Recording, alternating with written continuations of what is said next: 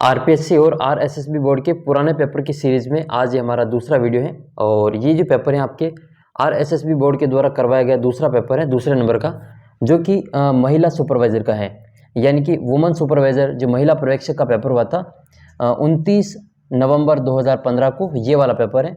और ये बोर्ड की ओर से करवाया गया दूसरा नंबर का पेपर था। तो आइए इसमें हम राजस्थान जीके के जो प्रश्न पूछे गए थे उनको देखते हैं।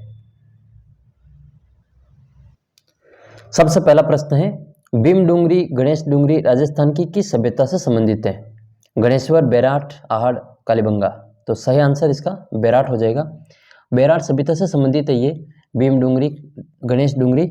इसके अलावा बीजक की डूंगरी, महादेव डूंगरी, ये सभी जो बेराट जयपुर से संबंधित हैं। और जो बेराट जो है वो मत्स्य जनपद की राजधानी थी। इसका जो उत्खनन कार्य सबसे पहले वो दयाराम साहनी के द्वारा 1936-37 में करवाया गया था।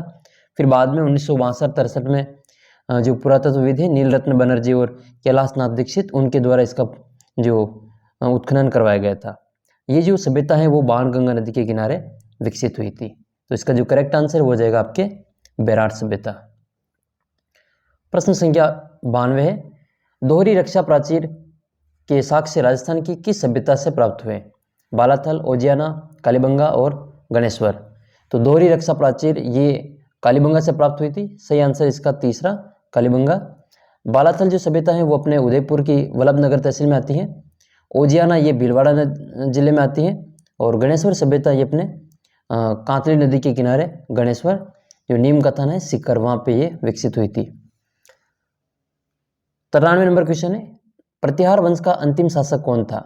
यशपाल, राज्यपाल, महेंद्रपाल और महिपाल। तो प्रतिहार वंश का सबसे अंतिम शासक था यशपाल। 94 नंबर क्वेश्चन है, आमेर के राजा बिहारी मल की पुत्री का विवाह अकबर के साथ कहाँ हुआ था? तो आमेर का जो राजा था बिहारी मल, जिसको हम बारमल कहते हैं, उसकी पुत्री का जो विवाह है वो आमेर की जो सांबर है वहाँ पे इसका विवाह हुआ था। सही आंसर इसका सांबर हो जाएगा। 95 नंबर क्वेश्चन है, राजस्थान में चुंगी तीर्थ कहाँ है? तो चुंगी तीर्थ एक गणेश मंदिर है और ये सिरोही जिले में ये जैसलमेर जिले में स्थित है। करेक्ट आंसर हो जाएगा इसका फर्स्ट ऑप्शन, जैसलमेर। चंपानेर की संधि किन राज्यों के बीच में हुई थी? मालवा और गुजरात के बीच में होती है चंपानेर संधि। और मेवाड़ की जो महानत है उस समय कुंभा, उनको हराने के लिए ये संधि होती है। तो ये फिर जो बदनौर के युद्ध में हार जाते हैं और बदनौर में महाराणा कुंभा ने जो कुशाला माता के मंदिर का निर्माण करवाया था। अगला प्रश्न है, लालनाथ जी, चोखनाथ जी, सवाईदास जी संत किस संप्रदाय से संबंधित हैं? तो ये सभी जसनाती संप्रदाय से संबंधित हैं, जसनाती संप्रदाय। और ये जसनाथ जी कत्रियासर से संबंधित हैं। 36 नियम होते हैं इनके, यहाँ से संबंधित हैं। 98 नंबर क्वेश्चन है, राजस्थानी चित्रकला शैली विशुद्ध रूप से भारतीय है, ऐसा किसने कहा था? तो ऐसा कहने वाले थे मनोहर स्वामी। सही आंसर इसका मनोहर स्वामी। मारवाड़ प्रगनारी विगत ये किताब किसने लिखी? ये ग्रंथ किसका है? तो ये मुहनोत नैणसी का ग्रंथ है। मुहनोत नैणसी, जिनको जो राजपुताने का अबुल फजल कहा जाता है, मुहनोत नैणसी को। राजस्थान में बूढ़ी तीज कब मनाई जाती है? तो बूढ़ी तीज कह दो या इसको कजली तीज कह दो, एक ही बात है, बड़ी तीज कह दो। ये बूंदी की प्रसिद्ध है और भाद्रपद कृष्ण तृतीया को मनाई जाती है। बूंदी जिले में इसका प्रसिद्ध मेला लगता है। जबकि श्रावण शुक्ल तृतीया को जयपुर में श्रावणी तीज मनाई जाती है। ये यहाँ की जयपुर की प्रसिद्ध है। राजस्थान प्राच्य विद्या प्रतिष्ठान कहाँ स्थित है? तो ये जोधपुर में स्थित है। सही आंसर इसका जोधपुर। जबकि बीकानेर की बात करें तो राजस्थानी भाषा साहित्य एवं संस्कृति अकादमी यहाँ पे स्थित है। जागती ज्योत यहाँ की जो मासिक पत्रिका है। उदयपुर में राजस्थान की साहित्य अकादमी स्थित है। मधुमती यहाँ की जो वार्षिक मासिक पत्रिका है। टोडगढ़ को राजस्थान में कब सम्मिलित किया? तो ये टोडगढ़ को 1956 में सम्मिलित किया था। राजस्थान में 13 पंथ के प्रवर्तक कौन रहे? तो आचार्य जो भिखन जी हैं वो 13 पंथ के प्रवर्तक रहे हैं। अनमेल विवाह और बाल विवाह निषेध अधिनियम सबसे पहले किस रियासत अलवर रियासत ने किस वर्ष में बनाया था? तो देखो इस प्रश्न में ही एक और प्रश्न तैयार हो गया कि अलवर द्वारा ही सबसे पहले जो अनमेल विवाह और बाल विवाह निषेध अधिनियम बनाया गया था। कब बनाया? ये तो 10 दिसंबर 1903 में। तो आंसर हो जाएगा इसका 10 दिसंबर 1930 में। 3 में। नेक्स्ट है स्वामी दयानंद सरस्वती द्वारा 1883 में परोपकारी सभा की स्थापना कहाँ पे हुई? तो स्वामी दयानंद सरस्वती ने परोपकारी सभा की स्थापना की थी 1883 में, और वो स्थान है अपना उदयपुर। और उदयपुर में ही जो सत्यार्थ प्रकाश इनका जो प्रसिद्ध ग्रंथ है उनकी लिखा था इनको। नेक्स्ट है मत्स्य संघ का राजस्थान में विलय कब हुआ? तो ये 5वें चरण में होता है, ठीक है। 5वें चरण 1949 में जो इसका चरण विलय होता है राजस्थान में। और एक समिति है जिसकी सिफारिश पर मत्स्य संघ का राजस्थान में विलय होता है, उसका नाम है शंकर देव राय समिति, जो 3 सदस्यीय एक समिति है, एक अध्यक्ष है और इसके 2 सदस्य हैं। अध्यक्ष तो शंकर देव राय हैं और 2 इसके सदस्य हैं, प्रभुदयाल और आर के सिद्धावा। बारह देवरा नामक जो शिव मंदिर है वो कहाँ पे स्थित है? तो ये जहाजपुर भीलवाड़ा में स्थित है, बारह देवरा के शिव मंदिर। और जहाजपुर में जो खेराड़ी बोली बोली जाती है, जहाजपुर में खेराड़ी बोली बोली जाती है। अगला प्रश्न है सुमेल का युद्ध कब लड़ा गया? यानी कि गिरी सुमेल का युद्ध कब लड़ा गया था? तो ये गिरी सुमेल का युद्ध आपके 5 जनवरी 1544 को लड़ा गया था, ठीक है। तो ये 5 जनवरी 1544 को लड़ा गया था शेरशाह सूरी और उनके मालदेव के जो सेनापति थे जैता और कुंपा, इनके बीच में। ये वही युद्ध है जिसके बाद में जो शेरशाह सूरी कहता है कि एक मुट्ठी भर बाजरे के लिए मैं हिंदुस्तान की बादशाह खो देता, तो ये वही युद्ध है।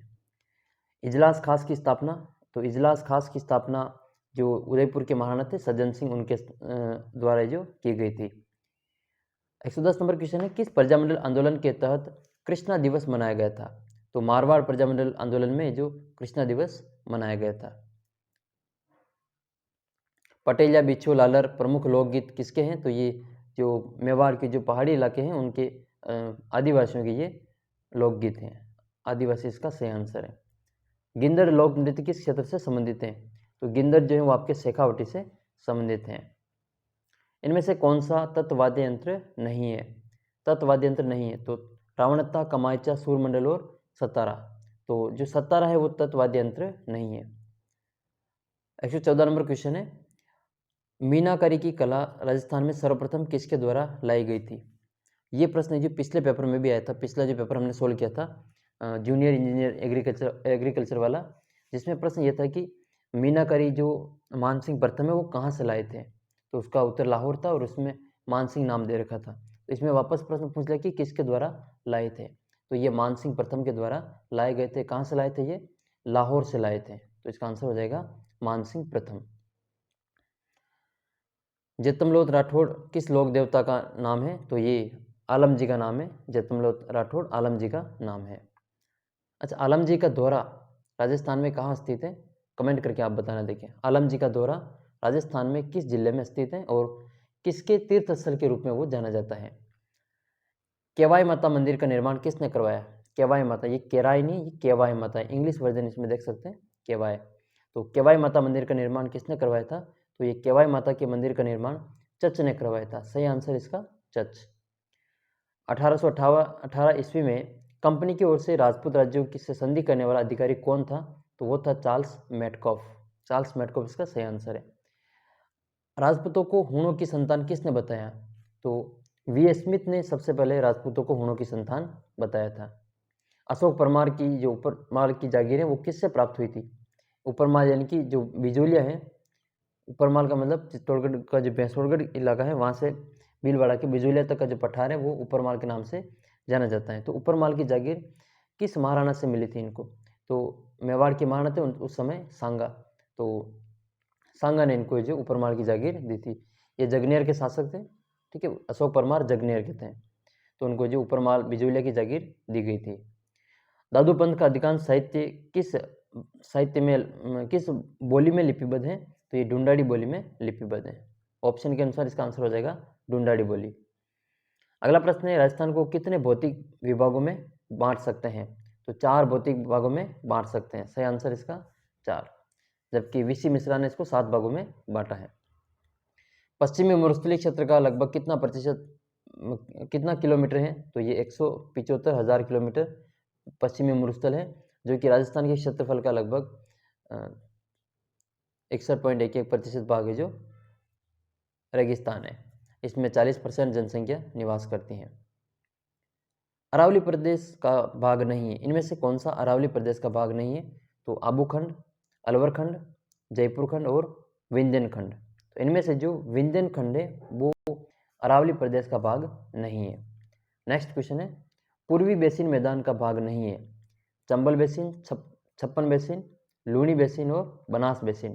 तो इनमें से जो लूनी बेसिन है वो पूर्वी बेसिन का भाग नहीं है, ये पश्चिमी बेसिन के अंतर्गत आता है, पश्चिमी मरुस्थल के अंतर्गत ये आता है। अगला प्रश्न है कि बलुका स्तूप का प्रकार नहीं है। तो पैराबोलिक तो है, बरखान भी है, रेखी भी है, लेकिन इंसलबर्ग है जो ये बलुका स्तूप का प्रकार नहीं है। लूनी नदी की सहायक नदी नहीं है। तो इनमें से कौन सी लूनी की सहायक नदी नहीं है? जोजड़ी है, गुहिया है और सूकड़ी है। लेकिन ये मेंढा नदी है वो इस लूनी की सहायक नदी नहीं है। तो मेंढा तो सांबर में गिरती है, तो ये सांबर की सहायक हो जाएगी। ये अंतःप्रवाही नदी है मेंढा। अगला प्रश्न है, जालोर सिवाना की पहाड़ियाँ बनी हैं। तो जालोर सिवाना की जो पहाड़ियाँ हैं वो जालोर ग्रेनाइट और रायोलाइट से बनी हुई है।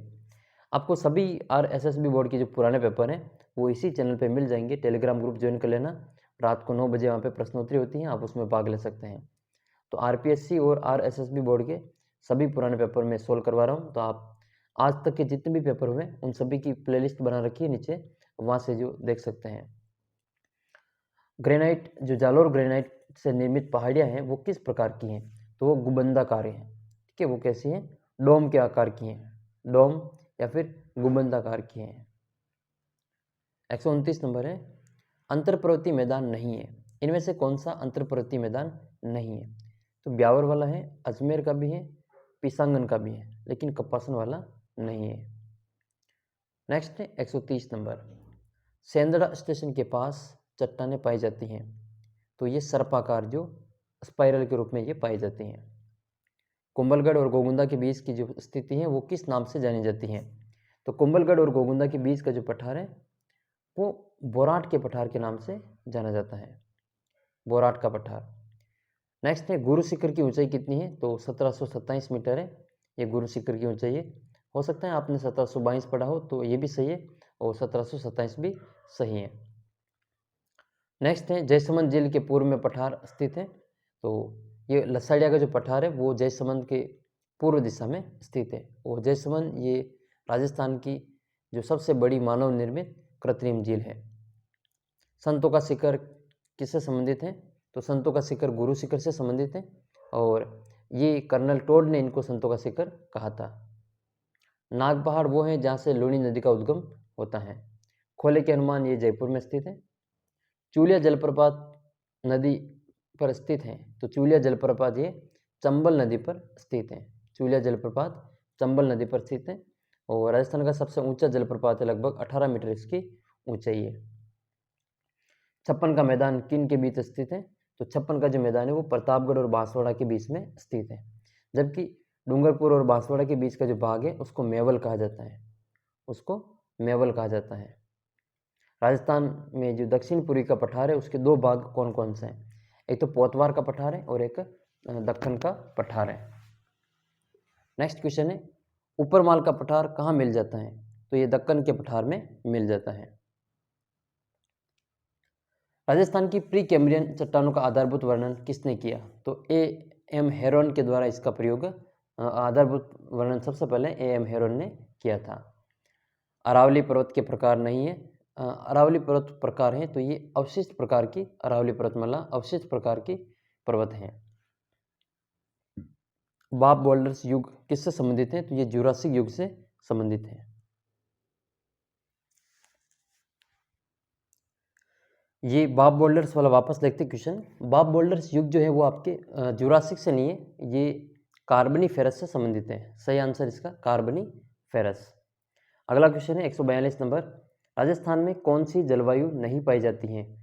तो शुष्क पाई जाती हैं, अर्धशुष्क भी पाई जाती हैं, आर्द्र भी पाई जाती हैं, लेकिन ध्रुवीय जलवायु अपने राजस्थान में नहीं पाई जाती है। राजस्थान के दक्षिण में होकर कौन सी रेखा गुजरती है? तो दक्षिण में होकर राजस्थान का जो दक्षिण भाग है यहाँ से कर्क रेखा गुजरती है। कितने जिलों में गुजरती है? तो 2 जिलों में गुजरती है। 26 किलोमीटर इसकी लंबाई है, डूंगरपुर और बांसवाड़ा में ये गुजरती है। नेक्स्ट है, कर्क रेखा राजस्थान के किस जिले से होकर गुजरती है? आप देख सकते हैं प्रश्न है जो ये 2015 में लेवल क्या था और अब ये जो आजकल का लेवल क्या है। तो बीच बीच में जो RSSB बोर्ड का जो लेवल काफ़ी हार्ड था, लेकिन अब जो वापस है जो प्रश्न सारे के सारे रिपीट हो रहे हैं। इसीलिए हमें जो शुरू से शुरू कर रहे हैं कि बोर्ड का जो लेवल है वो किस प्रकार है, जो पहले घटता गया, पहले फिर बाद में बढ़ा और वापस घटता जा रहा है, तो हमें थोड़ा सा अनुमान लगेगा। तो कर्क रेखा राजस्थान के ये ऑप्शन के अनुसार इसमें से डूंगरपुर जिले से गुजरती है, जबकि एक और जिला है जिसमें से भी ये गुजरती है, तो उसका नाम है बांसवाड़ा। वर्षा ऋतु में मानसून हवाओं की दिशा कैसे होती है? तो वर्षा ऋतु में जो मानसून हवाओं की दिशा पूछी गई है, उत्तर दक्षिण, पूर्व से पश्चिम, ये दक्षिण से उत्तर या दक्षिण पश्चिम से उत्तर पूर्व, तो ये होता है दक्षिण पश्चिम से उत्तर पूर्व। कोपेन के अनुसार जलवायु प्रदेश के वर्गीकरण का आधार क्या है? तो कोपेन के अनुसार तो है वनस्पति। आगे वापस प्रश्न इसी का है, वर्षा को जलवायु प्रदेशों का वर्गीकरण का आधार किसने माना? तो ये थार्नवेट ने माना था। वर्षा के आधार पर थार्नवेट ने, और कोपेन के अनुसार वनस्पति हो जाएगा। अगला प्रश्न है, BWHW से क्या अभिप्राय है? तो ये हो जाएगा शुष्क उष्णकटिबंधीय मरुस्थल। DAW जलवायु कहाँ पाई जाती है? तो DAW मेवात में पाई जाती है। सही आंसर हो जाएगा इसका फर्स्ट ऑप्शन, मेवात।